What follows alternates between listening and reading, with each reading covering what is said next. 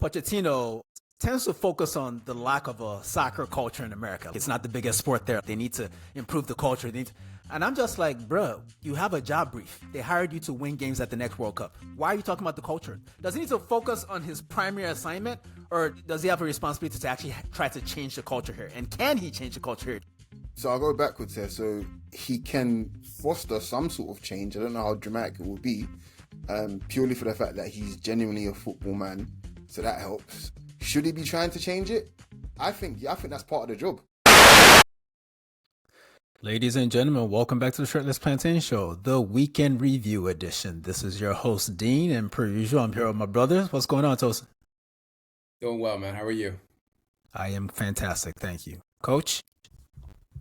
Yeah, I'm wonderful, man. I'm wonderful. One more week until my beloved Arsenal are back, so yeah. If you're so wonderful, why you look like Saddam, not Osama. You look like Saddam right now in the cave. That's what you look like right now, man. So can you tell the listeners why you're wearing shades and who you're hiding from? His baby mother. Which one? Yeah. All 5 of them, okay? Relax. Relax. Let's not talk about me. We're talking about you. All right. Enough of that, and on to the game, people. World Cup qualifiers, international week.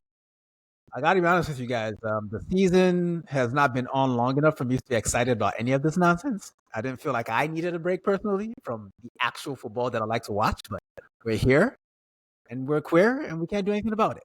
All right. Pardon, sorry? This man said, pardon? Man, if you don't fix the collar on your shirt, then leave me alone. All right, let's go to Africa, where Nigeria managed a jammy 1-0 win against Rwanda and Uyo. To be fair, the Eagles did create quite a bit in this game, especially in the first half. But it took a very, very ugly goal from the new Wolves player, Tolu or Arokodare, to secure the 3 points, which Nigeria were desperate for, which is why I didn't watch the game. So I'm going to shut up now and let the guys that actually did watch the game, the guys with actual cojones, because I was scared shitless, guys. I ain't gonna lie to you. But what did we see in this game, Tosin? I'm gonna let Coach take it because the way I felt is so different to him. I didn't like what I saw, but again, we're all two different people here. But all I can say is I don't like the midfield composition of what we did. That's all I can say is playing Frank Onyeka and Wilfred Ndidi is just. It's literally doing the same thing. There's no creativity from those two. They're like basically the same person, 2 bricklayers, and that's really it. But Coach, the floor is yours. Well, You got it. first of all, it's international football, and he's here to do a job, which is to win the football match first and foremost. Like, save all the expectations and whatever else you want to call it for your club team. He got the win. We created a bunch of chances and probably should have been 4-0 up in the first half. I can't complain. I know what it's like watching Nigeria over the years and expecting us to dazzle when really and truly, who's our most dazzling player when you think about it? Who is actually Nigeria's most dazzling player? Iwobi? Maybe Lookman? Maybe. And Iwobi's great. Love Iwobi. Iwobi's a fantastic technician, but he's not dazzling, if that makes sense. He's got it in his locker, but it's not a huge part of his game. What I was most encouraged about is that while Rwanda was sitting in a deep block, Nigeria just kept coming. There was no fear, just kept coming. And yeah, the 2 bricklayers at the base of the field isn't ideal. But again, since when have Nigeria ever had those sorts of players outside of Sunday Elise 25 years ago? You know what I mean? So it's, Jordan Mikel, okay, we'll give it to him again. But then we've had to wait, 10, 15 years between that and Sunday Elise, sorry. It's hard for me to be too harsh on this Nigeria team currently with what we have. All our strength is in attack with some decent defenders. That's how I feel. I don't know, man. I don't like the way you feel because you should be holding your country to a higher standard. That's how I feel about it. It's 300 million of us. We don't stop fucking and we can't produce a decent deep line playmaker. Oh my God, it's disgusting. It's disgusting. You know what? One of my 5 baby mamas is gonna save us. I promise you, niggas. I promise you. So I don't want to get too philosophical here, but I feel like deep line playmakers are functions of teams from countries that have a lot more luxuries. Do you know what I mean? Like, strikers are born in the fire. Defenders are also born in the fire. Midfielders are born with silver spoons, as far as I'm concerned. Hey man, you're gonna have to explain how Sunday Elise and John Mikel Obi came to be then. Yeah, two in our lifetime, bro. I can Hey, literally, you, I can you know literally. what? To be fair, given the amount of talent that gets wasted in Nigeria, just in general, forgetting football, I'm sure we've wasted a lot of those guys that just never made it anywhere because we could not find them, which is a shame. In any event, guys, South Africa tomorrow, which will be today for those of you listening to this, are we going to win this game? We have to win it. Are we going to Oh win it? hell yeah, hell yeah! Yeah, Like, fuck him. Who the fuck is South Africa? Fuck him, man. Like, yeah. hell yeah. And apparently, Chrysanthus Uche is gonna start. So I don't know what that does for us, but yeah, I'm not worried about us. Even if we lose, we won. So don't care. We're gonna win. You're really the goat of like irrelevant information. Chrysanthus Uche. Oh yeah, that nigga's gonna save something. Fuck out of here, bro. I'm like fucking Getafe player. He ain't doing shit. But we gonna win anyway, cause prayer. Because I'm praying. Like, that's all I got. All right. On to some other games. Ghana beat Mali 1-0. Huge 3 points for them. Looks like they're going to qualify for the World Cup, which is a shame because it means we won't be able to make fun of them as much as we'd like to, but that's okay. Two huge first versus second place matches. A point separating both of these pairs of teams. Cape Verde and Cameroon. They play today/tomorrow. And DR Congo versus Senegal as well, along with the Ivory Coast and Gabon. Tosin, do you have favorites in these matchups? Who do you think is getting the points? Cameroon's gonna beat Cape Verde. Okay. I think DR Congo and Senegal is gonna be a draw. Senegal has a really, really good midfield though. So yeah, that's where it goes. And Nicholas Jackson is there. So I don't know. But I think Ivory Coast will beat Gabon. So there you go.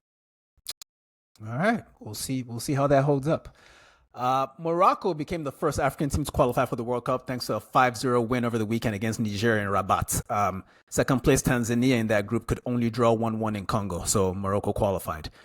Tunisia also qualified for the World Cup after a last gasp 1-0 victory over Equatorial Guinea on Monday. And that would do us for CAF/Africa World Cup qualifiers. If Nigeria does not qualify from their group after us talking about this today, this was a waste of podcasting space, to be honest with you niggas, because I didn't want to do this. Man, I got heart palpitations for no reason, just because we talked about this shit. Because honestly, bros, man, he's a miracle working God. Let me move on. Let's talk about the USA. Speaking of miracles and shit, the USA, who are hosting the next World Cup alongside Canada and Mexico in North America, hosted North Korea in yet another friendly and lost yet another friendly. Not North Korea, my bad, people. South Korea. FBI, please do not come for me. Okay, I don't know anything you guys don't know, I promise. Heung-min Son, now of LAFC, and Lee Dong-young scored first half goals to drop the US to 0-11 against teams ranked in the top 25 under Mauricio Pochettino. That said, guys, I watched chunks of the game. I thought it was a decent performance. I don't know how decent a performance can be when you don't score any goals. And I can't think of any like crazy saves from the goalkeeper, from South Korea's goalkeeper, but I felt like the US held their own. They just weren't as I don't know, they were just a little indisciplined off the ball. Because when I look at the two goals they considered in the first half, I don't want to pick people out, but I feel like the first assist for the first South Korean goal came from Christian Pulisic not pressing in his zone of the pitch. You know, you can't just give motherfuckers space on the ball and expect them not to do something at international level. These are good players. They're going to hurt you. Second goal, same thing. You're in the mid block. You're not pressuring the ball. Something's going to happen, people. That said, Tosin, you live here with me, so Coach gets to back clean up on this one. Do you think that this whole, because I get the sense that the approach that Poch wants to go with is this whole what's the Mourinho thing? You know, like when you act as if the world is against you and shit. How you say that shit? It's against the world. Oh, yeah, that also went. Yeah, that's the mentality that he's trying to foster among the team. That's a sense I get based on the way he's talking to the media, based on Tim Weah like doubling down on calling the media here evil. But I don't know that that's doing what we needed to do as far as results go. Was this a bad appointment, Tosin? I said it before they hired him, and when they were firing Greg Berhalter, it was the dumbest thing you could do. I know a lot of U.S. fans are blaming Greg Berhalter, right? But it's international football. You need a steady Eddie. You need somebody who just gets you to the dance. And right now, you're looking shaky. Greg Berhalter did not pull up any weeds or anything when he was the coach. I understand the football was boring, but guess what? You got trophies and you did what you had to do. And under Pochettino, it doesn't look fun. It doesn't look good. And I'm not shocked that it looks like this because, again, I could rant all day about this, but I'm not shocked. That's all I can say. It was a dumb decision, but they wanted a star and they wanted a name, and they got a former Tottenham manager, and again, Tottenham results. So there you go. Yeah, I'm not particularly pleased about it. I don't know that I think the issue with Pochettino for me is that this is his first international job. Not that he's a bad coach or that he's Spursy. I think they needed somebody that had done this before. Coach, I'm about to come to you on this one. Pochettino, in a lot of his interviews, tends to focus on the lack of a soccer culture in America. Like it's not the biggest sport there. Like they need to improve the culture. And I'm just like, bro, you have a job brief. They hired you to win games at the next World Cup. Why are you talking about the culture? Nobody's asking. Like, is he doing too much with that, or does he need to focus on his primary assignment, or does he have a responsibility to actually try to change the culture here? And can he change the culture here? You think? So I'll go backwards here. So he can foster some sort of change. I don't know how dramatic it will be, purely for the fact that he's genuinely a football man. So that helps. Should he be trying to change it? I think that's part of the job. If you bring in a non-American coach who has seen the world, and no disrespect to other American coaches, but I feel like their views are probably a little bit more skewed than international coaches because again, their cultures are just completely different. So I think you should be trying to, we're talking about how many people are in Nigeria, how many people are in America. Do you know what I mean? Like it shouldn't just be the NFL and the NBA and whatever else and baseball. Like people also want to play other sports as well, believe it or not. So I think he should be trying to tap into that part of the culture, no matter how little it is compared to the other sports. So I definitely think it should be part of his job. Should he be mentioning it? Yeah, but not after a loss because it just feels like you're deflecting, basically. Timing is everything for that. So it feels like even though he's right, it does feel like a little bit of a cop out to me. But I do think the more you're transparent and the more you're, honest about what this American football team is and what the culture is like, people will start listening if you keep banging the drum long enough, I think. So I don't really have a huge issue other than the timing of the comments. I kind of want to push back on that bit because I was also here when Klinsmann was here, and Klinsmann effectively was saying the same thing. So I think for me, I just see the same thing over and over again. Especially since I've been in the country, it's the same old argument. Nothing's changing. So you have to keep reminding these people, no? Well, guys. Full disclosure, things have changed. When Klinsmann was around talking the same shit, a big part of his point was that if American players are going to get better, they need to go play in Europe. Now, damn near every player that's going to be on that World Cup roster, outside of probably Diego Luna and maybe one other guy, maybe Jack McGlynn perhaps, are going to have played in Europe already. And that's a good thing, but it hasn't really improved the results. And I think as much as the culture is important, like I don't have an issue with Poch. I didn't expect much from him, and I'm getting nothing. I'm getting even less than I expected. But I was really hoping that, it's like Coach said, it's easier to say these things about culture when there are results to back it up. Like if the guy that's telling you about your culture being lax is talking from a place of, oh, I won this game, or oh, I beat this team, or oh, we drew with France, or oh, we beat Germany, then it makes more sense. If you're not winning, then nobody really cares what you have to say about culture or anything else, really. So he needs to lock in, bro. He needs to lock in. There's like 5 games left before the U.S. actually has to play real games that count. Frankly, I'm discouraged on behalf of the U.S., to be honest with you guys. I think it's just a matter of you don't have the horses. Simple as that. All these guys play in Europe, but they're not the upper echelon. The best player is Christian Pulisic, who plays in Serie A. We love Serie A, but we know what it is. It's not the Super League. He's not at Real Madrid. He's not at Barcelona. He's not at Bayern. So what are we talking about here, guys? I don't know. Like I said, I think it's a federation issue from the top down. But again, that's science that we don't need to break down today. And we can leave that alone.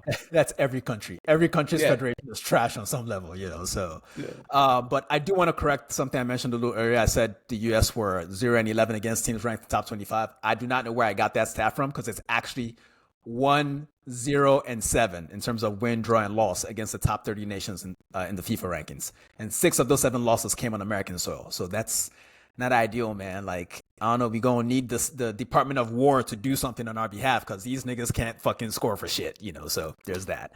Tosa, anything else before we move on? Clint Dempsey's the greatest U.S. player ever, but we can move on now.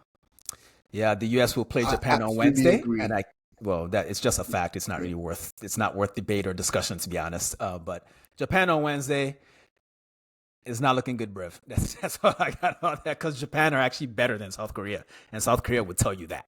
Let's move over to Europe, UEFA, where Germany played 2 games since the last time you heard from us. On Thursday, they lost 2-0 away in Bratislava against Slovakia. Germany's first ever loss in an away qualifier, thanks to goals from 2 Davids, David Hansko and David Strelec. Not only did they lose this game, Tosin, because you watched it. I know you watched it because you told me about this. That's why I went and watched the highlights. But they got smacked around, and specifically one person. You go. Antonio Rudiger, right? If you ever been to Nigeria and you see that cook suya on the grill, that's what it did to him, man. It would turn that boy over and over again. It was gross. And all I can say is Real Madrid are so lucky they got Dean Howson and Eder Militao back, because Rudiger, uncle, you better start to learn Arabic, because it's time to go to Neom or something like that, because, yeah. It's a wrap. Then on Sunday, they played Northern Ireland, and they took the lead. Northern Ireland tied the game, and I started wondering, is it about to happen again? And happened on German soil this time. But Amiri came off the bench to get the essentially what was the winning goal. Then Florian Wirtz scored a fantastic free kick. That said, Coach, between his performances at Liverpool and his performances over this international break, the German media are on his ass. Are they being fair to him? I feel like he's only been around. He switched teams like a couple weeks ago. Like, can they chill?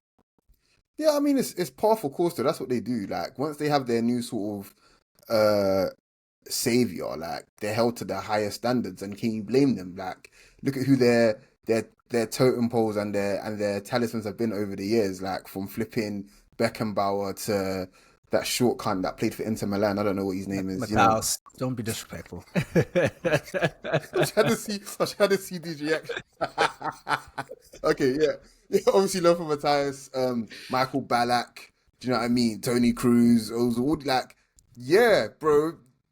They should be harshing you, because look at what's come before you. Unfortunately, like it's part. Maybe you should have been, I don't know, Irish. Yeah, and then maybe they want to be on you then. How about that? So yeah, boy, you better step up to the plate, man. Like it's part of being a German footballer. They're going to hold you to the highest standards because that's all they know.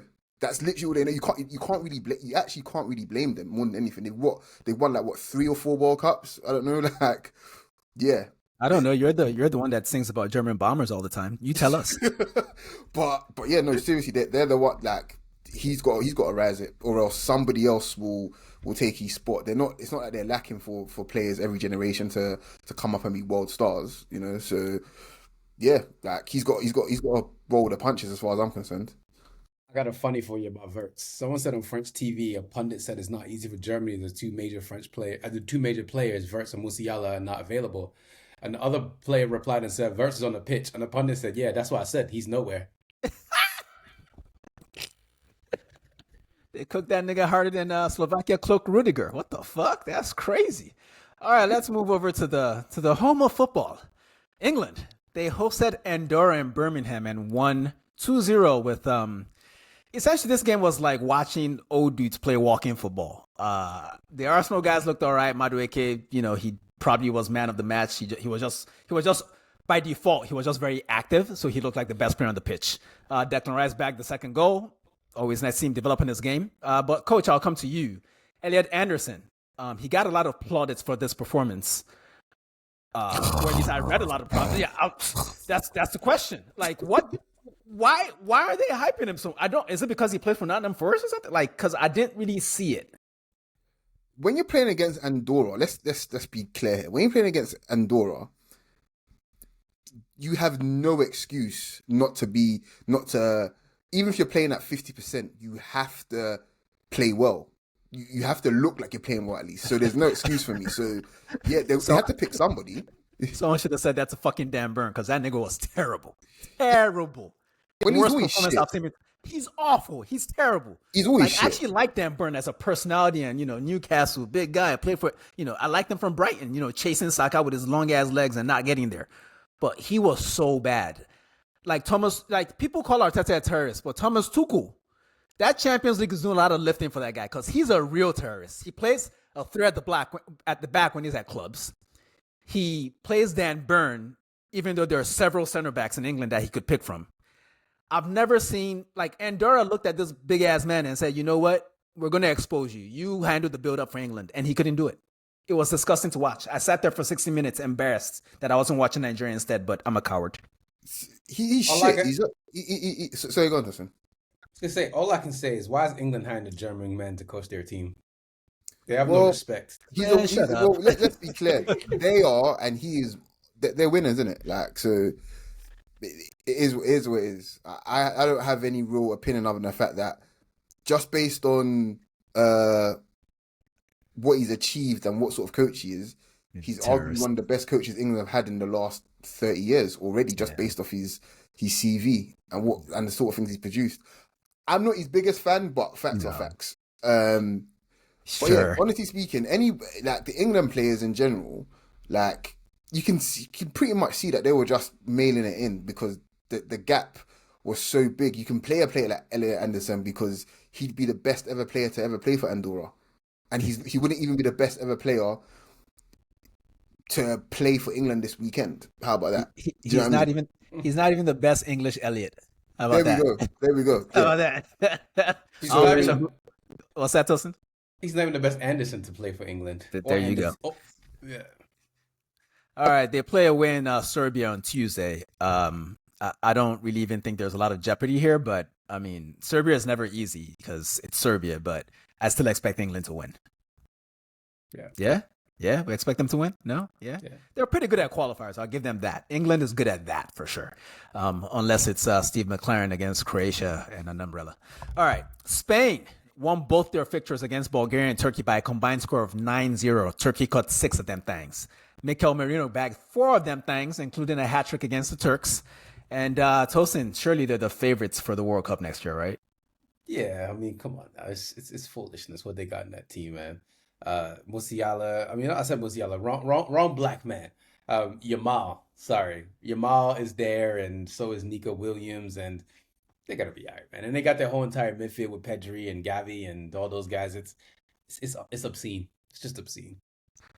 I think you're right in the sense that they have to be at least one of the favorites, but a lost sort of bit of analysis on them is the fact that they don't really overcomplicate things despite it being Spain. People think, Spain are playing all these intricate things. They just maximize and platform what they have. They have 2 explosive, creative, wide players, and they get the ball to those guys as often as possible, and they use a midfield that can do that as often as possible. That's pretty much what it is. It's just that those guys make the difference because they're so good 1v1. But it's not rocket science. Football, again, is great when it's played simple, and that's what Spain do. Get the ball to those guys as early, as quickly as possible, and let them handle the rest. So, and when you've got a goal-scoring midfielder like Marino and then potentially Ruiz as well to supplement whatever striker they want to put there, I think for tournament football, it's a really good formula. Seriously. Yeah, absolutely. Interestingly enough, I think for a team that's been so good over the last couple years, generations even at this point, because they had a low period in the World Cup where Van Persie scored that one fantastic goal. What World Cup was that? Was that in 2014? Brazil? Yeah, 2014. Who hosted that? Brazil. Yeah. Okay, right. Yeah, outside of that, they've kind of consistently been good for a long time, and it's been really interesting to watch their midfield evolve since the last Euros. Because back then, Fabian Ruiz was a nailed-on starter, and Rodri hadn't done his knee yet. Now they're playing Pedri as the deepest guy, like he does at his club, Barcelona, alongside Zubimendi. And Marino has taken over the starting berth from Ruiz because he offers so much in goals. And from a performance level, I can't really tell the difference. If anything, they look better, which is crazy to talk about, But yeah, let's move on because we'll be talking about them a lot in the future for sure. The Dutch drew at home. Well, at home, yes, against Poland, 1-1. And honestly, Poland should have whooped them. The Dutch look terrible, which is crazy given all the names that are in their lineup.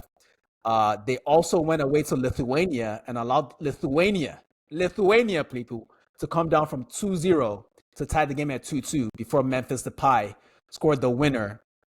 And he also made history becoming Netherlands' all-time top goal scorer. Coach, I know you have strong feelings about this.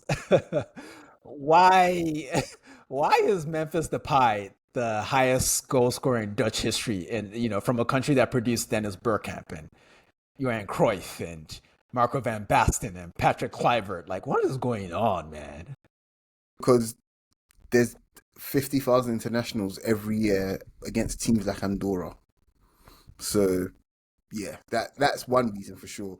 But you have to give Memphis credit where it's due. Like, nobody else stepped up to score those goals. So, yeah, credit to him. I just think that there's been better players before him that probably should have got to those amount of goals, I think. But credit to him. Like, he's done, if he wasn't going to do it, somebody else was. And, I'm pleased that it's him that's done it more than anything.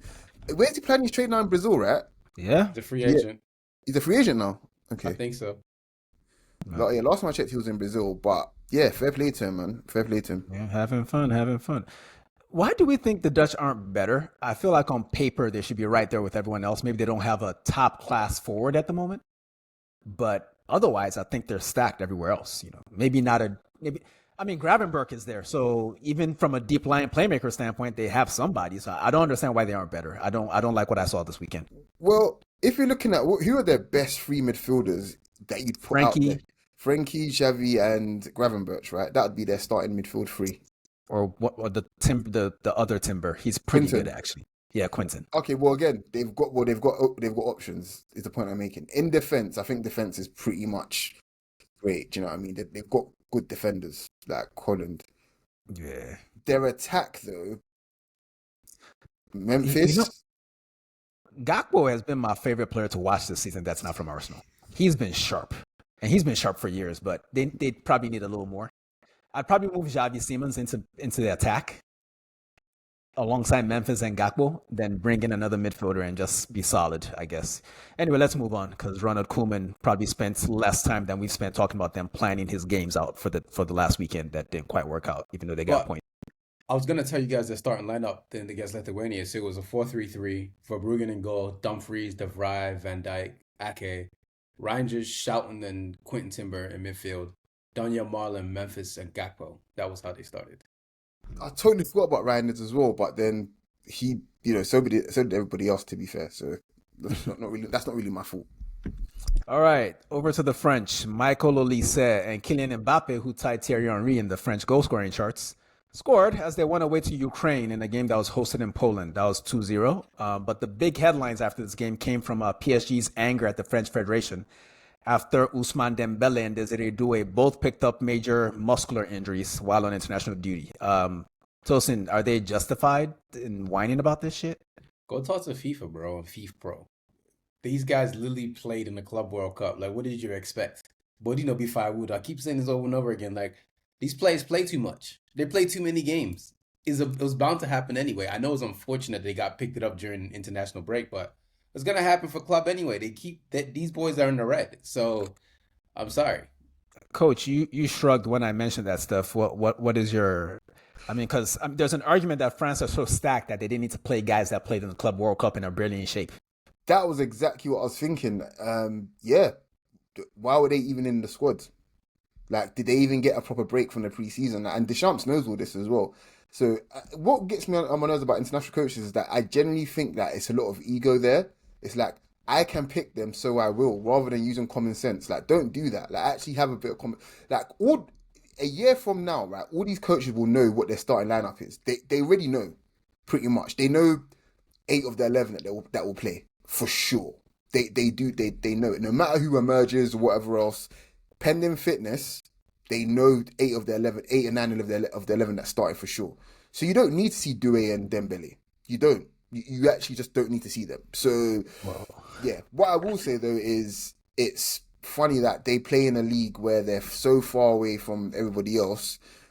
They have the luxury of being rotated with other 60, 70, 80 million pound assets and still pick up injuries. Muscular injuries at that. I'm not going to say anything else, but I'm just going to, let people think on that and simmer on that for a little bit. But yeah, if you know, you should fucking know, basically.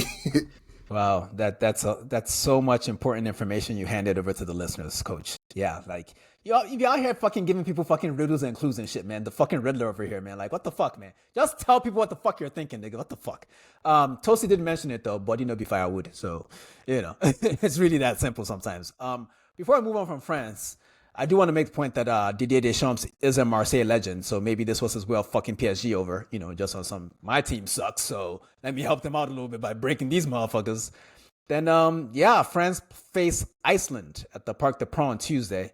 But the more interesting observation from the Ukraine game for me was watching Michael Olise's body language at certain points in that game when they were trying to run up the score and get more goals. And Mbappe was like just doing what he does. Like, I'm the man. I'm going to take this shot. And I could see Olise kind of gradually getting irritated with him. So watch that space, because Olise barely emotes. Like, even when he's playing the music he loves, at Bayern training, he's barely fucking dancing to it. Like, this guy, you all know Michael, everybody knows him at this point. And he was doing the whole, like, nigga pass the ball thing, So I'm kind of excited because we know France, they do love some drama. Tosin? I do have one thing that was positive to sound this out. Tchouameni's ball to Mbappe was so good. That was an amazing pass. So, good for Tchouameni. Yeah, anybody can make a good pass against fucking refugees, nigga. Relax with all that. Portugal, they beat Armenia 5-0 with 2 braces from the Al Nassr lads, that being Cristiano and João Felix, who have both found their level. The game was also filled with a number of intentional and unintentional tributes to the late Diogo Jota, which is always lovely to see. But that's pretty much it for Portugal. Belgium also beat the redacted out of Kazakhstan. Thanks goals from KDB and what's his name? The guy at City with the dreads. Jeremy Doku. Jeremy Doku, thank you. He got injured in the game. But KDB has looked so spry this season that I'm getting to wonder, Tosin, did Pep move on too quickly? Should he have been a little more patient with him? Nah, I think that there's a saying that I've heard about this NFL team. They said it's much better to give our player a year early than a year too late. So, KDB's KDB. He's going to be class. He is what he is. But, he's getting up there. And I think City wanted to do a rebuild anyway. So, they didn't. Well said, well said. All right, over to the Italians. They cook the pasta. Gennaro Gattuso, his debut pair of games in charge. The first one was against... Who was the first one against? Estonia, was it? Estonia, yes, against Estonia. And he played a 4-4-2 with Retegui, who is now in Qatar, I believe, or is it Saudi? One of them places that's hot. And Moise Kean, he just played a simple 4-4-2, and they amassed 40 shots on goal in this game. They won by 5. They scored 5 second-half goals, despite an incredible, like legitimately, people, I'm not making this shit up, an incredible performance in goal by Arsenal goalkeeper who is currently... Did we sell him or did we loan him, coach, to wherever? I think we sold him. I might be wrong, but I think we actually did sell him. In any event, he ain't playing for Arsenal ever. But he had a fantastic game in goal. Like, how many times you hear about a goalkeeper having a great game and conceding 5 anyway? That was insane. But he made some fantastic saves in that game. But we thought that was enough drama to talk about. But then they played again today, a little bit before we recorded, against a team that shall not be mentioned. And the game ended 5-4. Absolute chaos. Tosin, you want to take this one away? Yes. So 16th minute, some place scored 1-0. Then it was 1-1 by Moise Kean. Then 52nd minute, it became 2-1. Then 54th minute, Italy made it 2-2. Then the 58th, it became 3-2 Italy. In the 81st, it became 4-2 Italy. And this is where it gets crazy. In the 87th, Bastoni scored an own goal. The other team scored, and it became 4-4. And then in the 91st minute, it was a cross come shot, in a sense, pause, from Sandro Tonali, and it became 5-4, and Italy won. So there you go. Coach, can we expect Gattuso's Italy to be constantly involved in 5-goal games at a minimum at this point? Because that's a trend. You don't know. You never know with coaches. Like, you actually never know, because as a player, you think if he was to play a coach that these sort of games would never happen to him as a coach, but he might actually be the opposite. He might actually be a complete wild boy as a coach and just send those boys out. So he might literally say, Bastoni and Calafiori, you're my playmakers. Do whatever the fuck you want, basically. That's what might actually happen. So, yeah. And I would be here for that every fucking minute of it. Yeah. But they are still in danger of not qualifying because they're in the same group as Norway. And I believe after the game against some place, they got closer to Norway, but I think Norway is still in charge of this group, correct? Yes. Thank you, Tosin. All right, let's go over to CONMEBOL, South America, where Argentina beat Venezuela 3-0 with 2 goals from the GOAT. The GOAT also cried quite a bit because this was supposedly his last ever home game for Argentina. And he's been expressing doubts over recent months that he'll actually make it to the World Cup in the U.S. I don't know if he's just being dramatic, but he's also had a lot of injuries in MLS. So there might be a... man. He's not. You think? You think he's gonna give up like having a send off in America? Of course not, man. Like I don't know, man. Nah, he's not going to retire. Why would you try and play all the qualifying rounds? He should have retired last year. Then he should have retired after the World Cup that he won. He's going to play in the World Cup next year, 100%. Maybe it's just one of those things where he feels like if he can't actually contribute to them winning a trophy, then maybe it's better to not play. I mean, because the ending is already perfect. You can only ruin it from this point on, I feel like. Am I tripping, Tosin? You're tripping. Messi's going to play. You think he's going to play? All right. Well, we'll be doing this show when the World Cup starts, so we can talk about it then. I will not forget this. But I just feel like the man is more aware of his mortality than those of us that are not him. And he's like touching that groin like, man, this shit is chopped liver at this point, man. I don't know if he's going to make it, But I hope we see him there because, I mean, who doesn't want to watch Messi? Dumbass haters. Brazil replicated 3-0 win over Chile. Esteval looked quite good, and so did Paqueta off the bench. But I'm really here to talk about, well, actually, you know what, Coach, I'm going to just call it what it is. We're here to glaze Big Gabby. Fuck it. I believe that he's probably the best center back in the world. Tell me I'm wrong. You're not. I like telling you're wrong all the time, but on this rare occasion that you are right, I'll give you your props here. So he is so good that he's, to me, emerged as Brazil's leader in the first phase on the ball. That's how highly I rate him now, and that's what I've seen from them. Like, it goes through him when they want to kind of build up kind of thing, and on top of that, we already know what you're going to get from him on set pieces when they've got their backs against the wall and shit like that. Yeah. I thought I was going to sneeze. Pardon me. I thought I was going to sneeze. But I would like to see him, I don't know, be their captain. That's just me. Like, I think he's earned it. Who's the current captain? Marquinhos, right? Okay, then it's not happening. Him or Casemiro, one of the two. Yeah. Well, didn't they start? Who they start in midfield this time? Was it I believe it was what's the guy from Newcastle? Bruno, and some other Guimaraes and someone else. I don't know. I don't see the captaincy thing happening for him, but I think it's nice to see that Brazilians who did not, when he first started getting caps, I felt like he wasn't properly rated there. People are like, "Who's this guy?" But now they know. Bro, it's Casemiro that's the captain, which is fair actually. Casemiro is that's a fair choice. But I'm biased. I think Gabby should be the captain, but that's just me. I got two things on that. Gabby's so good that we forget that he fixed his teeth and got a new hairline. We're just like, oh, it's cool. That's how good he is. This is the only version of Gabriel that I know that I've ever seen in my life. I don't know whatever version you're talking about, getting his hair and teeth fixed. You see how good he is? Everybody, I don't know what you're talking about. And then second of all, Chile fell off so hard, bro. They fell off so hard. And I'm looking at their team, man. They got a guy named Loyola. Only Loyola I know is a college. And I'm looking at their bench, and I'm like, man, they fell off, man. Really, really hard. Is Gary Medel still getting caps? No, he's not. No, he's not. It's not that bad. Argentina, Ecuador, Brazil, Uruguay, Paraguay, and Colombia have all secured their spots at the next World Cup. Paraguay making their first appearance since 2010. Venezuela and Bolivia remain in contention, competing for that 7th spot, which is basically a playoff spot. And Chile, as Tosin mentioned, and Peru, unfortunately, are both in the stands with us watching the competition next year. Coach, I know you might be surprised by this, but would you happen to have the standings for the World Cup in CONMEBOL? Because you're the standing guy. I mean, I don't. I can get them up for you now, dude, pause, but I don't. How am I going to do that for? That was crazy. It was crazy, but we kind of gave it away already anyway. Like I already mentioned that Ecuador, Argentina, Brazil, Uruguay, Paraguay, and Colombia have secured their spots. Yeah, so I mean, So Argentina 38 points. Damn, they're 10 points ahead of Brazil in second on 28 points.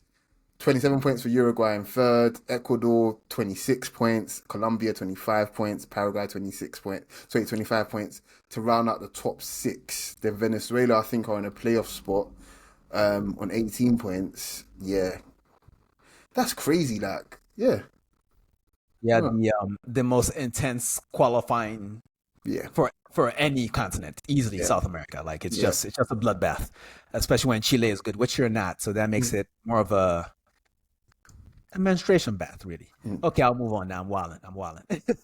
I'm not cutting that either. In random bits and bobs, since we're here with you guys and we have a little bit of time left, Martin Odegaard responded to Tony Adams' criticism of him as Arsenal captain by essentially saying that he doesn't give a toss. Coach, this is your team. Where do you stand on this matter? I know where you stand, but tell the people where you stand. Yeah, like he shouldn't really care. He said, "I can't care," and I think his choice of words there was actually really clever because he literally doesn't have time to care. He can't. He physically can't. Why should he care? Rather than He saying I should. don't care, it's like you kind of shrugging it off, saying like, "Yeah, it doesn't bother me." It's like, well, looking at it practically, if he does care, or if he thinks he should care, that to me is the problem. The fact that he knows that he actually can't care because it's not just coming from him, it's coming from others that criticize him. If he responded or felt a way about everything, then he wouldn't be Arsenal captain. He wouldn't be have the right mental makeup for it. So I'm glad, and I'm glad that he kind of just didn't even bother giving more than what it deserved. I don't think we should either. Tony Adams is Tony Adams. We know what he is already, but it was really fucking stupid what he said, and he should shut his mouth, basically. So, Well said, Coach. I'll also add that Odegaard's response to that is it's just generally good life advice for everybody. Like you shouldn't really care about what most people are saying about you. Like you should not pay any attention to it. Just focus on your path, and what's for you is for you. And if it's not, don't worry about it. You'll be dead soon anyway. Who fucking cares? All right. Uli Hoeneß back talking shit at Bayern. I thought he was retired, but apparently not. He might be retired, but his mouth ain't. Because this time he's talking about the Nico Jackson deal, guys. Hey, yo. Yeah, you can pause it. You can pause Yeah, it. yeah, I don't yeah. care. Hey, yo. I don't care, nigga. He said that there's no chance of Bayern signing this guy on a permanent deal because he will never play the 40 games required to trigger the obligation. Should a man that's not in the building be talking like this, Tosin? No, but he's a Hodis, so he's gonna do what he wants anyway. So whatever, man. I Yeah, mean, you can't say the quiet part out loud. We already know. You don't gotta say it. Like we know. Just shut up. I mean, like low key, that shit might be racist. Like, but I'm not gonna get too deep into it. But if you know, you know. Like, open your fifth eye, nigga. All right. Andre Onana to Trabzonspor, Tosin. This feels like another failure. Well, yes, he hasn't been good, but then again, there have been a lot of players that were good when they showed up at United, and they're now leaving less good. Like, is this another one of them, huh? He played 102 games for Man United and conceded 150 goals. So what do He you didn't do think? he didn't do that by himself. Fucking damn near did. I remember that game against Galatasaray and Bayern Munich. He was tossing them bitches back inside. Like, sorry, I'm very upset when you mention this guy's that name. Galatasaray game, I'm just remembering it now. Yeah, is he actually hit a lick? He must have thought, "Fuck me, I've hit a lick tonight," because he was just shooting anything. It was just flying in. Do you remember Nottingham Forest when Gibbs White had that shot? Listen, Onana, right? I'm not gonna say anything anti-black because I love black people, but listen, he set black goalkeepers back. Okay, that's all I gotta say.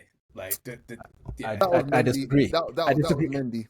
That was Mendy. Yo, Manchester Mendy. United set black goalkeepers back. Because I'm sorry, this motherfucker was good at Ajax and he was good at Inter. Even arguably the best. That's why y'all bought him. Then y'all broke him. Y'all broke him. He was good until he showed up at United. So I'm blaming United. actually, here's my point before we move on. He's a black man who wanted to be a police officer in Cameroon. That's where we went wrong. We should have went to study. Anybody who wants to be a police officer at 11 years old is not a good person. Listen, man. The police aren't bad everywhere. They're just bad everywhere. Okay. If your third eye is open again, you're gonna understand that shit. All right. Tottenham are not for sale despite Levy leaving the club and Amanda Stavely and some Chinese folks supposedly expressing interest. Coach, given everything that Tottenham has from an infrastructure standpoint and even their squad at the moment, Would you be terrified if, say, like some really rich Chinese investors just decided, you know what, we're gonna offer the Lewis family so much fucking money that they have to say yes? No, not really. Not really, because no, basically, don't get me wrong. There's a timeline where Roman Abramovich buys Tottenham, which he thought he was buying initially over Chelsea, because Chelsea are such a non-entity that he was like, I'll buy anything at this point, pretty much. There was no special connection to them. But like, go on. I hate Chelsea as much as the next man, but every fucking time you mention this shit, I really respect you for that. I really do, because your hate is sustained, and He's not finished that. I salute you, brother. I salute you. No, for real though, like it could have been anyone. Do you know what I mean? So there's nothing special there. But a part of me is glad that he didn't buy Tottenham. But I do think he probably would have got tired after like 4 or 5 years of them consistently fucking up, basically one way or the other, despite how much money he threw at them. So I say all that to say that bring whoever the hell you want. It's not going to change anything. Like, your nice shiny new stadium. Who gives a fuck, bro? Like, it's not going to change shit. So I'd give Tosin a chance to opine on this, but his team lost to Tottenham in the European final, so you don't even fucking don't. Shh. It's not even about Tottenham. It's not even about Tottenham. It's not about Tottenham. Don't breathe. Just it's not even about Tottenham. It's about Amanda Staveley. She's everywhere. Why is she everywhere? No, she's only at Tottenham. No, she was. That's what I'm saying. This lady's always somewhere. Well, but she's not in multiple places at once. That's impossible. Like, physics won't let that happen. She left Newcastle. She took a break, and now she's at Tottenham. Maybe a break. Anyways, go on. Oh man, former Denmark coach Kasper Hillman takes the Leverkusen job after Ten Hag's firing. Good hire, Tosin, or just what they could find? What they could find. I mean, coach Denmark, they did decent. So yeah,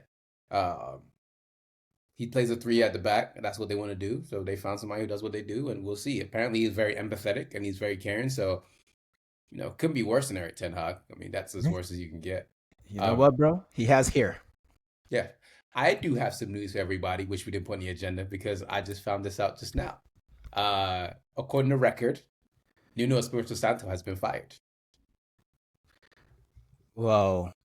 That is really fucking annoying, considering who we play this weekend. Like, couldn't they just wait?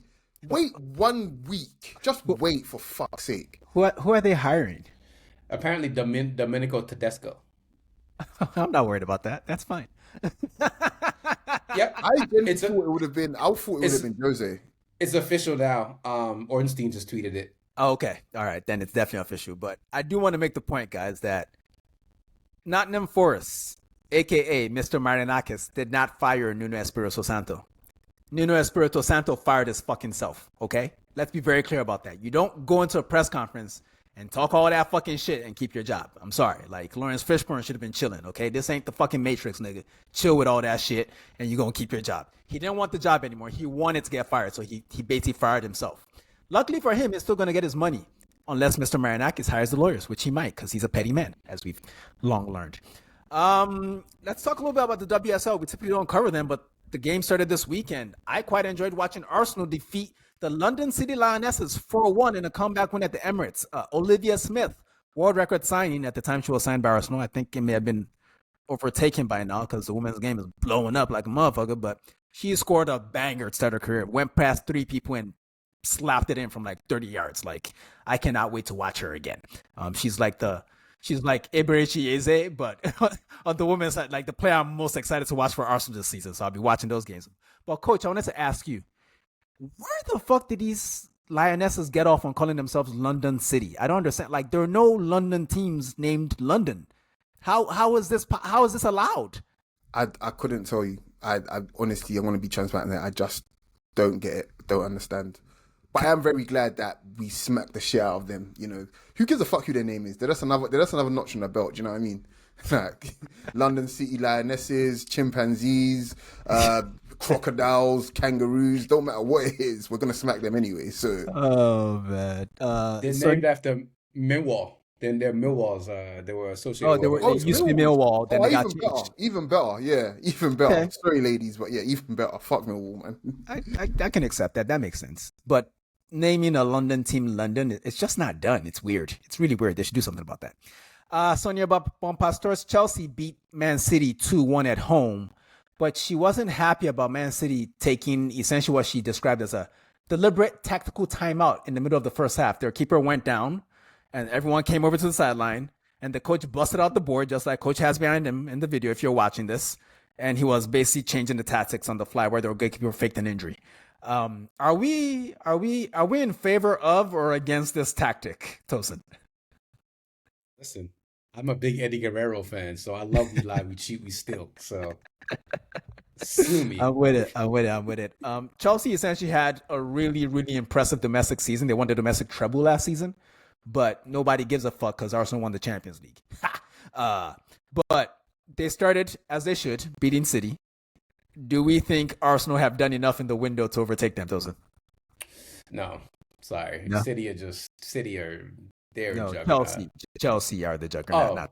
There you go. Yeah, they both are. I mean, but I think that Chelsea, what they're doing right now, they're getting all those U.S. Women National Team players. They're taking away from the NWSL. That's their new thing now, is they're just taking from the NWSL. So it's strange to me that the other teams are not taking advantage of that. Yeah, like it feels like Chelsea are the ones that just every time a good NWSL player goes to Europe, it's always Chelsea. Before that, it was Lyon. Now it's Chelsea. They need to get into that and disrupt that plug. Ornella Vignola became the first Everton player, men or women, to score a hat trick in the Merseyside derby for 94 years.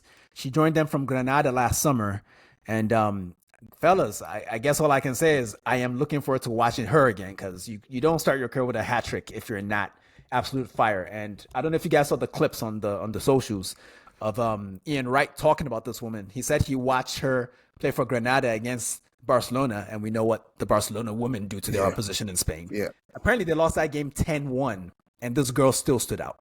So she must be really good. Yeah, and I think what makes it even this victory even more impressive, the fact that I think they've won every single game they've played against Liverpool away from home. I love that. Like, I think it's like 5 or 6 meetings, they've literally won every single one of them. Like, they're just putting belt to ass every time they play it. You know what? That's basically an inverse of the men's rivalry, but we'll take any Liverpool losses where we can get them, men's or women's.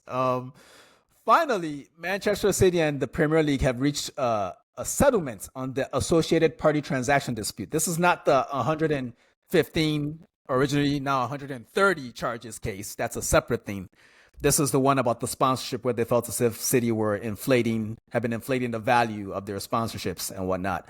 And they've decided to stop the litigation and terminate proceedings. And City, as part of the settlement, have accepted that the current APT, again, associated party transaction rules, are binding and valid. Gents, is this do we want to read anything into this as far as the 115 is concerned, 115, 130 is concerned? We know what's coming. We know what's coming.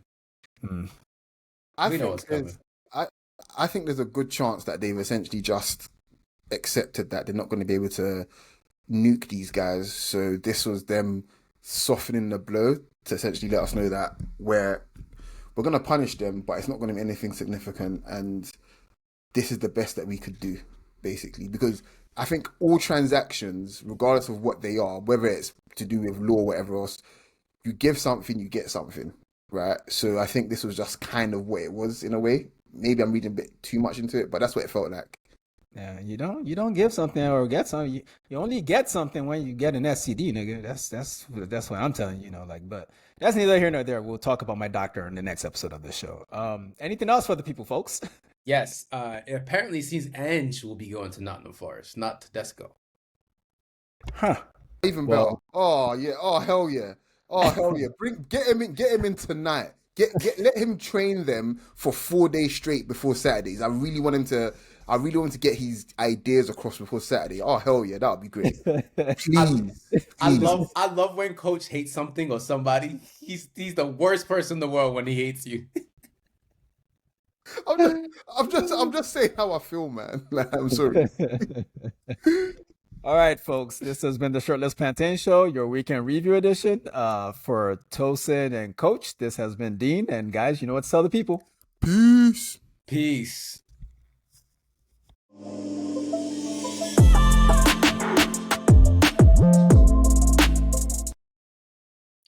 Hey folks, this is Dean from the Shirtless Plantain Show. Don't forget to subscribe, comment, and follow us on all our socials. You can see them right beneath our recordings in every video.